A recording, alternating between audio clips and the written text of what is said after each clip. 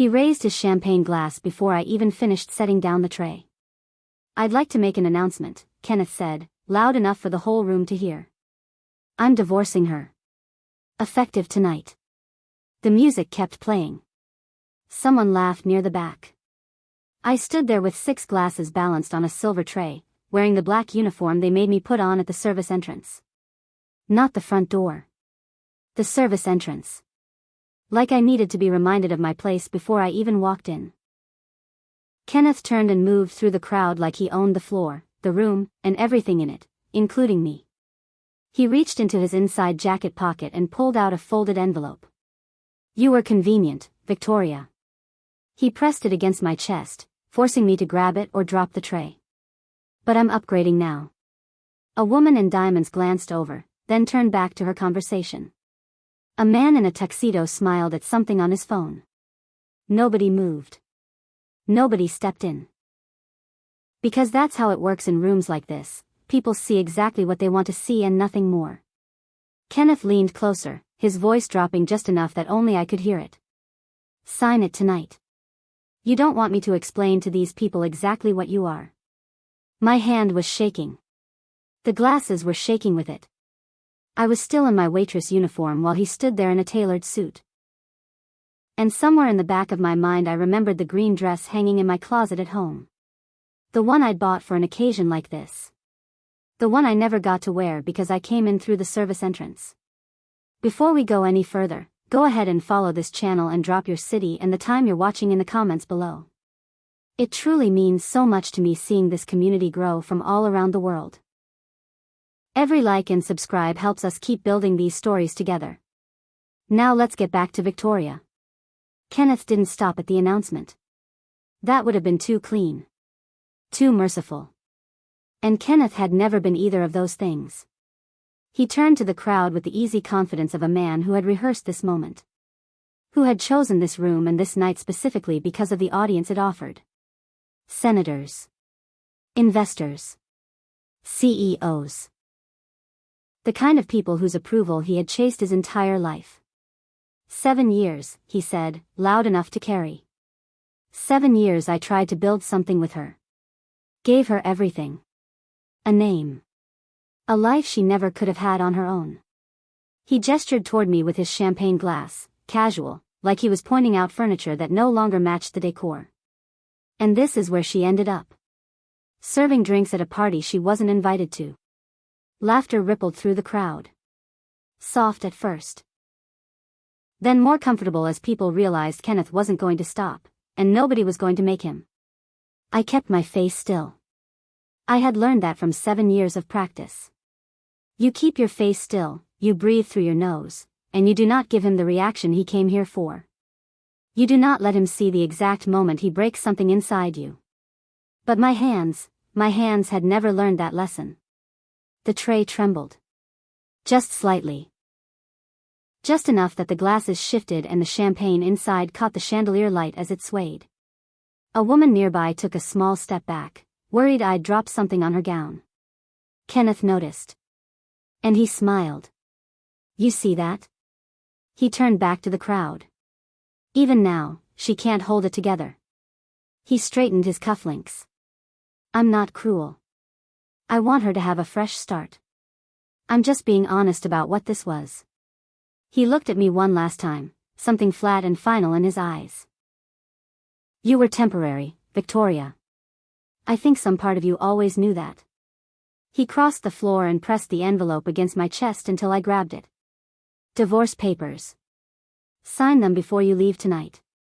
My attorneys will be in touch about the rest." The rest. I didn't know what that meant yet. I stood there holding the envelope with one hand and the trembling tray with the other while Kenneth walked back to the woman he'd arrived with. She handed him fresh champagne. He kissed her temple. And the crowd absorbed them both like none of it had ever happened. Nobody looked at me. A man near the bar turned back to his conversation. A woman adjusted her earring. Someone made a joke and a small group laughed and the music filled the silence back in. Everything continued. As if I was not standing in the middle of it all with my chest caving in and a legal document pressed against my heart. Nobody looked at me. But somebody was watching. I felt it before I found it. A stillness at the edge of the room that didn't match the energy around it.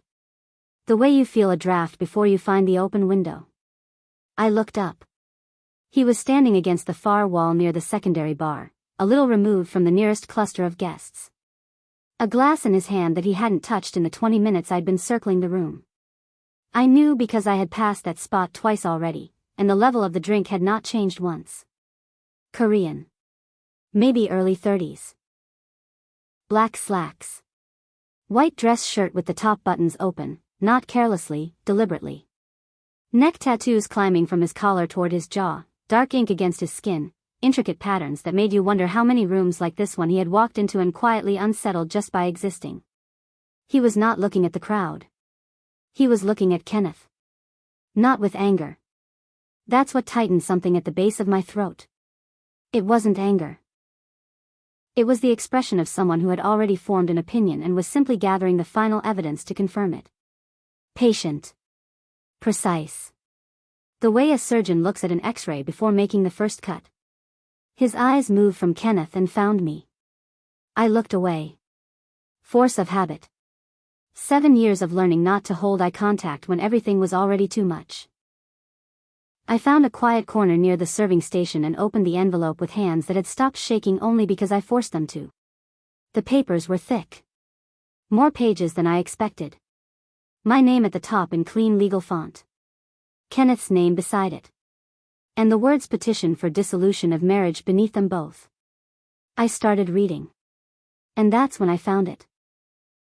Buried in the language of the third page, past the standard clauses about irreconcilable differences, there was a section I didn't understand at first. A list of liabilities. Debts attached to my name.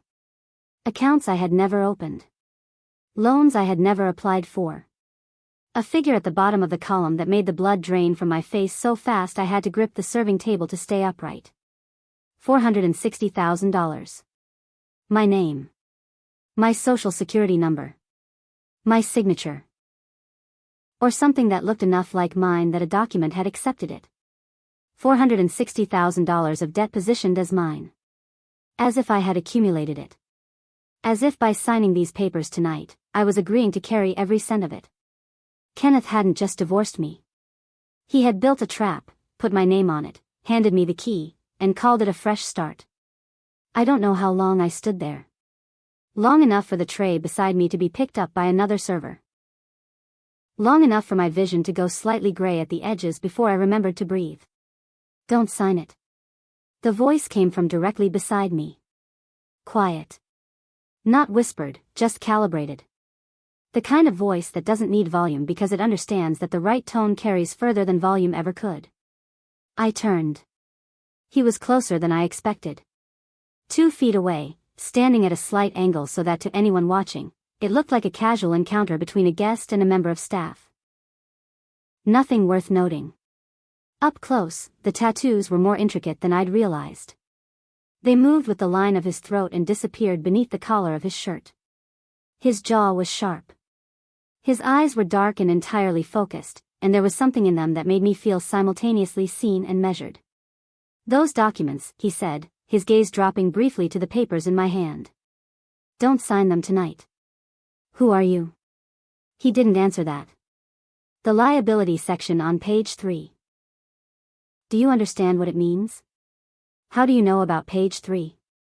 Do you understand what it means? He repeated. Not impatient. Just precise. It means he put debt under my name. It means he's been putting debt under your name for approximately 14 months. Those aren't recent accounts. He's been building this for over a year. And the divorce filing is designed to make you the legal owner of all of it before he separates himself from any liability. The room felt like it was tilting. Who are you? I asked again. Before he could answer, Kenneth's voice cut across the space. Victoria. Sharp. Possessive. The tone he used when something was slipping out of his control.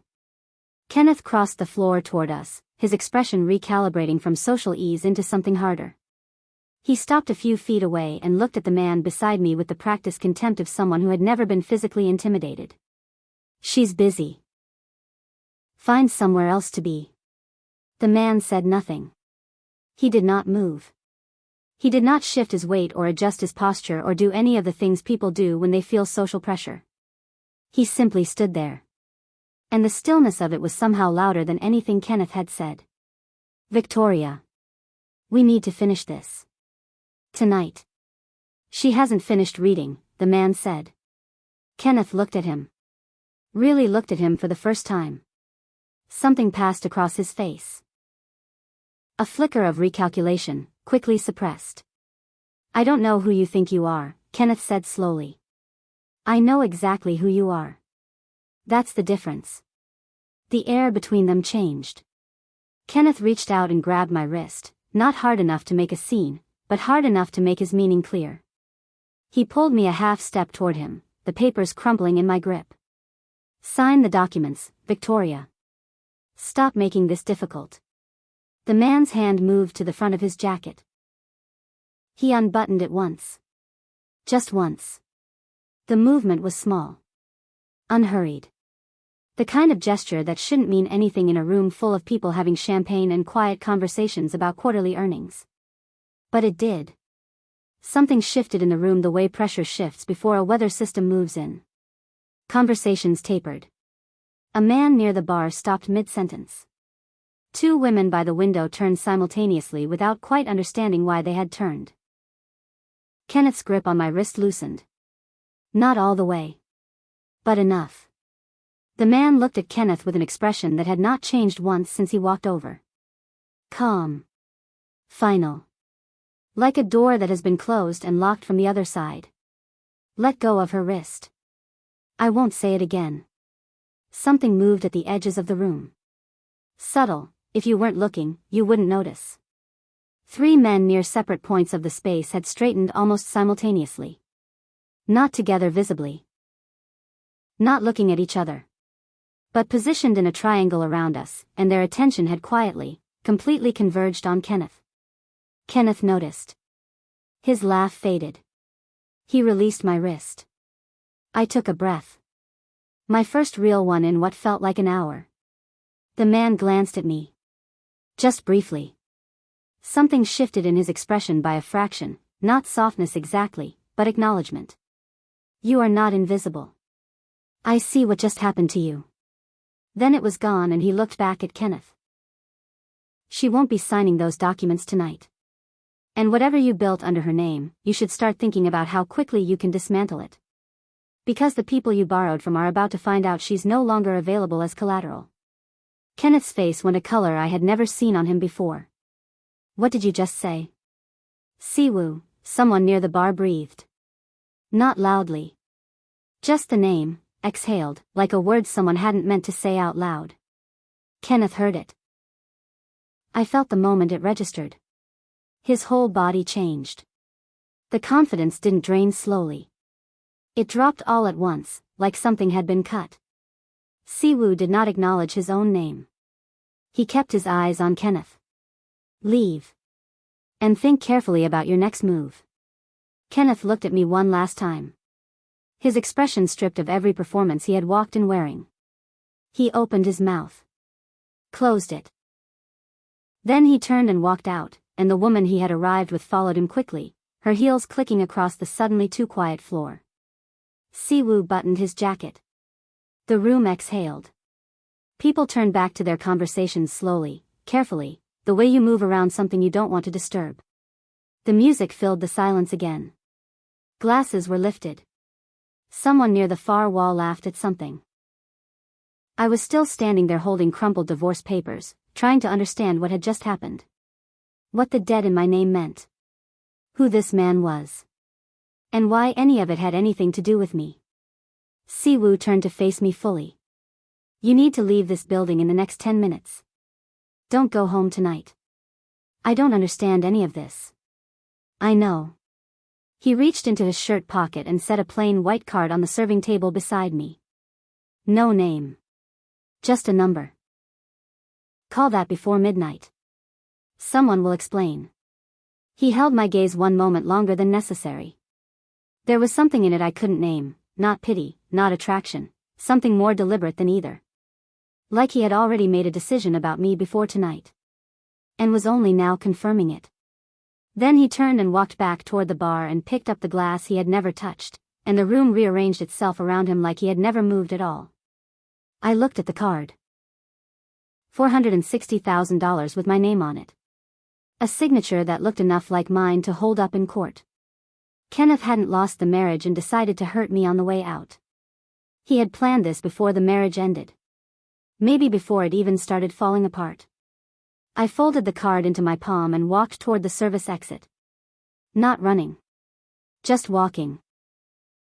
Steady and deliberate, the way you move when you're holding yourself together with both hands and you know that if you stop concentrating on the next step, you'll fall apart before you reach the door.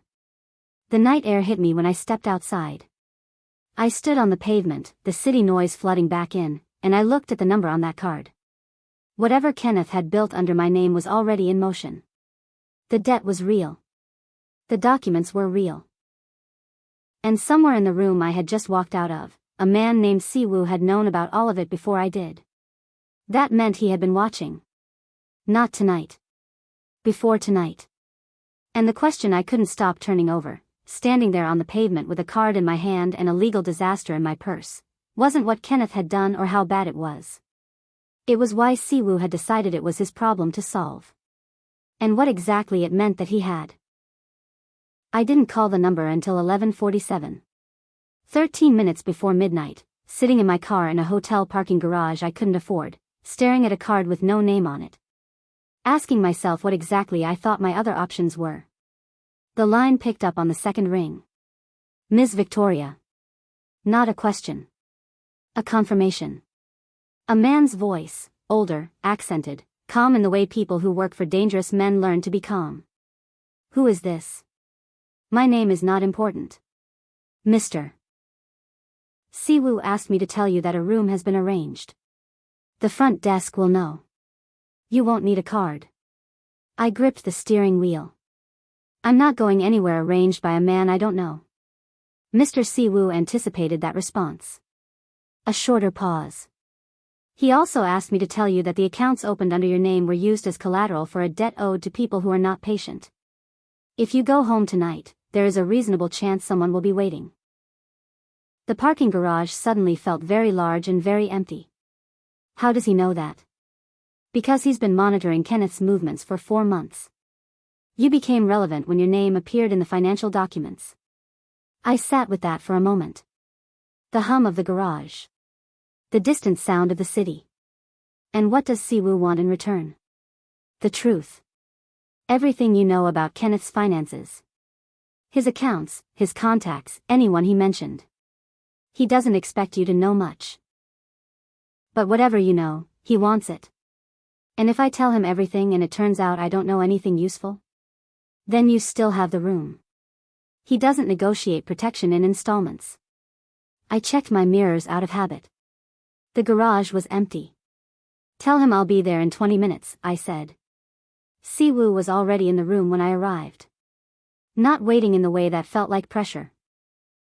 Just present, seated at the small table near the window with 2 cups of coffee already poured, his jacket draped over the back of the chair. The tattoos on his forearms continued from his neck in patterns that were more deliberate up close. More considered than decorative. He looked up when I walked in but didn't stand. Sit, he said. I sat. He pushed a cup toward me. I didn't touch it. You want to know what I know about Kenneth, I said. I want to know what you lived through, he said. The financial details I already have. What I need is the timeline from your side. When things changed. When you first noticed something was wrong. Why does that matter?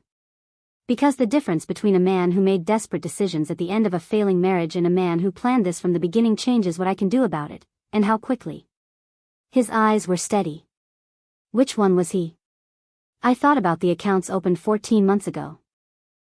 The signature that looked like mine. The divorce papers built with a liability column that would have taken weeks to construct. He planned it, I said. Siwoo nodded once. Like I'd confirmed something he already knew but needed to hear me say. He reached into his jacket and set a thin folder on the table.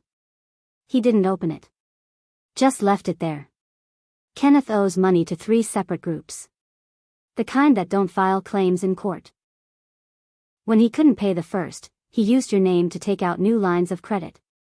When he couldn't cover those, he offered the second group a different kind of collateral. I already knew where this was going. He offered them me. He offered them access to you. Framed as leverage. The idea being that a woman with $460,000 of debt in her name, and no knowledge of how it got there, would be cooperative when approached. He paused. The divorce was designed to make sure you were legally isolated before they made contact. I stared at the folder. Open it, he said. Bank statements. Account applications with my forged signature. Correspondence between Kenneth and a name I didn't recognize, discussing timelines, exposure risk, the phrase asset transfer in a context that made my stomach turn. A photograph of Kenneth shaking hands with a man outside a restaurant near our old apartment. A place he had told me was a client dinner. How long have you had this? I asked. Long enough. I needed to know the full shape of it before I moved. And now you know enough? Now I know enough. He leaned back slightly. I can clear your name. The accounts, the debt, the forged documents. I have people who can dismantle the legal structure he built in a way that leaves you clean and leaves him exposed. But while it's being done, you cannot be accessible. To who? To anyone who sees you as the fastest route to Kenneth. He held my gaze. Which means staying somewhere I can guarantee is secure. I thought about my apartment. The locks I had upgraded twice. The habit of checking the window before turning on the lights.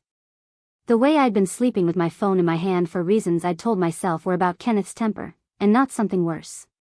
They had been about something worse. You're asking me to trust you. A man I met 3 hours ago. I'm asking you to make a practical decision. You don't have to trust me. You just have to understand that the people Kenneth is connected to are not going to wait while you figure out your options. And what do you get out of this? He was quiet for a moment. Not evasive. Thoughtful. Kenneth crossed into business that intersects with mine. Clearing him out is something I was going to do regardless. Clearing you out in the process costs me nothing and obligates you to nothing. It wasn't romantic. It wasn't a promise. It was exactly what it sounded like, a practical arrangement stated plainly by a man who did not believe in dressing things up. I picked up the coffee cup. It was still warm. Where? I asked. The phone call came on the 3rd day. Not from Siwoo's people. From Kenneth.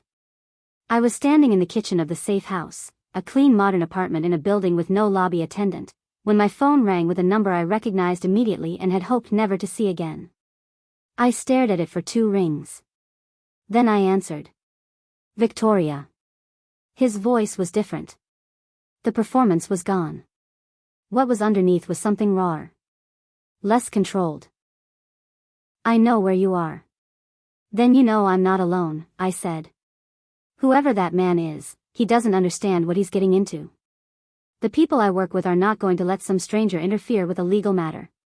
The forged signatures aren't a legal matter, Kenneth. Silence. You should come home, he said. We can sort this out between us. Quietly. You put $460,000 of debt under my name. Victoria. You sold me. My voice didn't shake. I was surprised by that. You used my name and my identity, and when that wasn't enough you offered me to people like a transaction. So don't call me about keeping things quiet. You don't know who you're dealing with. His voice hardened. That man you're with, he can't protect you from everyone. So think very carefully about whether you want to make this difficult. The call ended. My hand was steady when I put the phone down. Siwoo appeared in the doorway a moment later. He had been in the next room. I didn't ask if he had heard. The expression on his face told me he had. He's scared, Siwoo said. He's threatening. Same thing. He wouldn't be calling if he had any real leverage left. He crossed to the counter and refilled his coffee. He knows we have the documents. Because I made sure he found out. I needed him to move. Scared people make mistakes, and mistakes create evidence. You provoked him deliberately. I accelerated the timeline. Which is different. He set his cup down. He'll make contact with the third group within 48 hours. When he does, my people will be there. And whatever arrangement he tries to make will be the last one. It took 36 hours. Siwoo's people documented everything. The meeting. The conversation. The moment Kenneth, backed into a corner with his financial structure collapsing, offered the third group something new to buy himself more time. A name. A location. Information about Siwoo's operation that Kenneth had pieced together from overheard conversations and borrowed money meetings. He had tried to trade up. He had miscalculated how badly. Siwoo came back that night with a drive he set on the table without explanation. It's done. What's on it? Everything. The forged accounts. The correspondence. The meetings. Kenneth on recording, offering your location to people he had no business speaking to. He sat down. It goes to 3 places simultaneously. The Financial Crimes Unit. The DA's office. And the attorney I've retained to have every account under your name legally dissolved. I looked at the drive. He'll know it was you. He already knows. And it won't matter. 2 weeks later, Siwoo told me he had been invited to an event. He said it the way he said most things, plainly, watching my face for a response before he finished the sentence. The Aldrin Gala, he said. Same venue. I knew immediately. The marble floors. The chandelier. The service entrance on the side of the building where I had walked in carrying a tray, and a marriage I hadn't known was already over. Why? I asked. Because Kenneth's arrest became public this morning. And the people in that room who watched what happened that night need to see how it ends. I was quiet for a moment. You want to take me back there? I want you to decide whether you want to go back. There's a difference. I thought about the woman who had glanced over and turned back to her champagne. The man who had checked his phone. The way the room had kept moving around me while I stood at the center of it, holding papers pressed against my chest. Yes, I said. I want to go. The dress was deep green. Not the apologetic black of a waitress uniform or the careful neutral of someone trying not to be noticed. Green the way the ocean looks before a storm, full of depth and quiet warning. It had been hanging in the closet of the safe house since the first morning, tag still on, exactly my size, exactly what I would have chosen. I had stopped being surprised by that. We arrived through the front entrance. Not the service door. Not the side. The front, wide steps, light spilling from tall windows, an attendant who opened the door and nodded at Siwoo with the deference of someone who understood exactly who they were nodding at. I walked in beside him. The room was the same.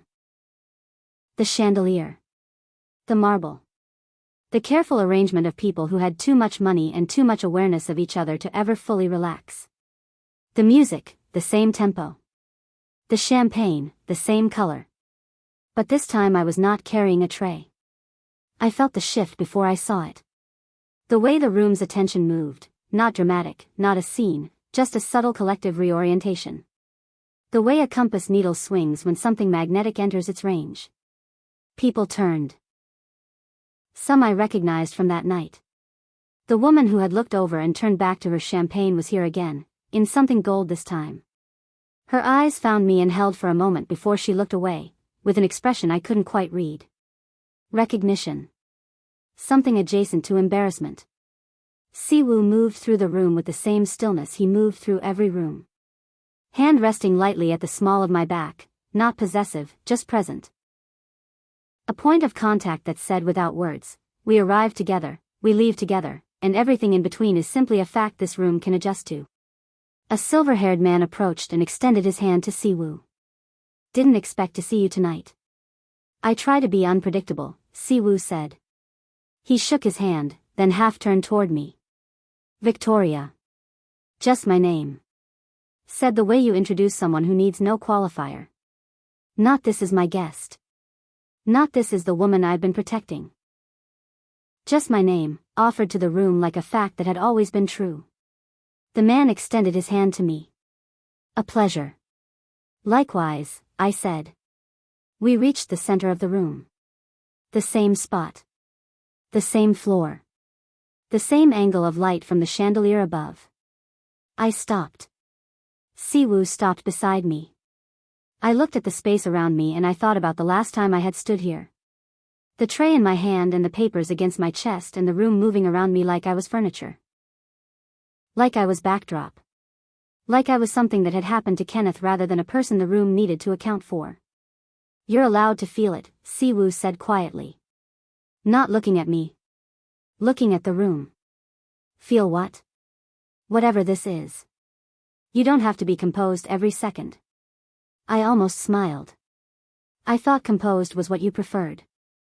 I prefer honest, he said. Composed is just what happens when honest runs out of words. I looked at him then. Really looked at him. The tattoos at his throat. The open collar. The absolute stillness of a man who had never once needed to take up extra space because every room he entered already understood to make room. I looked around the room again. The woman in gold had moved to the far side, her back carefully angled away. Two men near the bar watched us with the specific attention of people trying hard not to appear to be watching. A woman I didn't recognize caught my eye and nodded, small, deliberate. Then returned to her conversation. They're watching us, I said. They're watching you, Siwoo said. They want to know who you are now. What you mean? He finally looked at me. And you get to decide that. I thought about 7 years. The silence I had learned to keep. The ways I had made myself smaller to fit the shape of what Kenneth needed me to be. The service entrance. The uniform. The tray and the trembling in the room that had looked right through me. I thought about the green dress hanging in a closet that had been stocked before I agreed to come. The note on a nightstand. The coffee already poured across a table from a man who did not explain himself because he had decided that actions were a more reliable language than words. I thought about standing in a parking garage at 11:47 with a card with no name on it and choosing to make the call anyway. A man across the room raised his glass slightly in our direction. Unhurried. Deliberate. The kind of acknowledgement that meant something in a room like this one. Siwoo tilted his head once in return. I straightened. Not as a performance. Not as composure for the benefit of the room. Just the physical expression of something that had finally settled in my chest, quiet, solid, and entirely mine. The last time I was in this room, I was holding a tray. The last time I was in this room, the music didn't stop. Nobody moved. 50 people watched a man press papers against my chest and call me temporary. I was not temporary. I was standing in the center of the same room in a green dress, my name cleared, my name restored, beside a man who had decided I was worth the effort before I had decided it myself. And the room that had looked through me 3 weeks ago was looking at me now, trying to understand what I meant. I knew what I meant. I had chosen this. Not been rescued into it. Not traded one form of control for another. I had opened the folder and read the documents and made the call and stayed and told the truth and walked back through the front door when I could have disappeared entirely. That was mine. All of it. Siwoo leaned slightly toward me, his voice low enough for just the two of us. Ready to go home? I looked at the room one last time. The chandelier. The marble. The music that had never stopped. Yes, I said. We walked out the front door. If you made it all the way to the end, first of all, thank you. Genuinely. Drop your city and the time you're watching in the comments right now. It truly means everything to me seeing this community come together from all around the world. Every like, every subscribe, every single comment helps us keep telling stories like this one. Victoria didn't wait to be saved. She read the documents, she made the call, and she chose her moment. If that hits something in you, share this with someone who needs to hear it today. And if you want to know what happens when the past reaches back for both of them,